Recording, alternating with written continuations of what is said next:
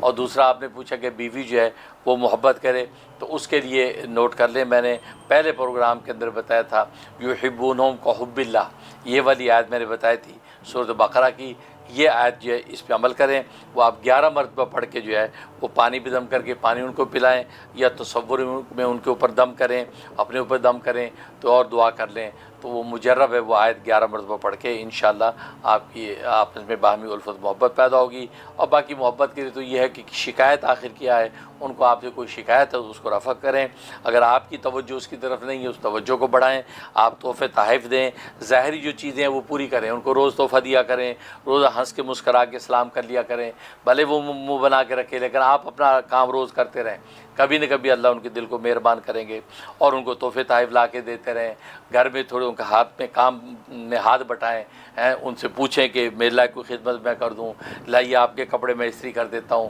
یہ جس کو جو آج کل لوگ کہتے ہیں یہ چونچلے اٹھانا، تو یہ چونچلے ذرا تھوڑے سے اٹھائیں، آج مردوں کو چونچلے اٹھانے کی عادت نہیں رہی، سب یہ ہٹلر بنے رہتے ہیں، ایسا نہیں، پیار آپ کے پارٹنر ہے، وہ بیوی آپ کی پارٹنر ہے، محبت پیار کے ساتھ آپ جب یہ گھر میں کرتی ہیں تو پھر وہ بیوی کی خواہ توجہ ہوتی ہے، وہ ناراض بھی جو ہے وہ آخر راضی ہو جاتی ہے، خوش ہو جاتی ہے، پھر وہ خود آپ کے ہاتھ ہٹائے گی، نہیں آپ بیٹھیے میں خود کر لوں گی کام، میں آپ کے لیے چائے بناتی ہوں۔ تو مطلب ہی یہ گیو اینڈ ٹیک کا معاملہ ہے، کیونکہ نکاح جو ہے یہ عبادت تو ہے لیکن ایک معاملہ بھی ہے، اس لیے اس کو ڈیلنگز کے اندر شریعت میں لکھا جاتا ہے، معاملہ ہے، گیو اینڈ ٹیک ہے، کچھ آپ دیتے ہیں کچھ لیتے ہیں، اس لیے آپس میں جو ہے اس انداز سے میاں بیوی رہیں گے تو انشاءاللہ وجہ ہی نہیں ہے کہ کوئی ایسی صورت حال ہو کہ بیوی ناراض ہو جائے، میاں ناراض ہوتے دیکھیں، لیکن بیوی ناراض ہو تو ہمارے مشرقی ماحول کے اندر جہاں آپ انڈیا میں رہتے ہیں یہ تو مجھے تعجب ہے کہ بیوی ناراض، اس کا مطلب آپ نے ضرور کوئی بہت بڑی کھچ ماری ہے۔